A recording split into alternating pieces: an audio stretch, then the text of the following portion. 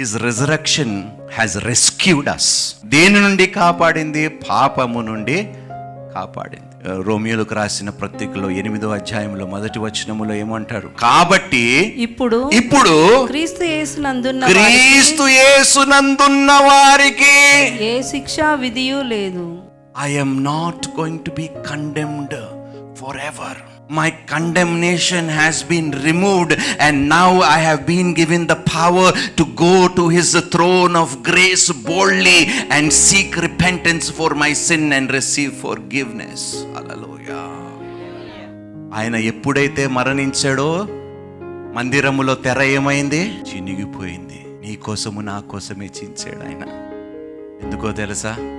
అక్కడికి వెళ్ళటానికి పాపము ఆటంకముగా ఉన్నది. కానీ అక్కడికి వెళ్ళాలంటే ప్రధాన యాజకుడు కావాలి.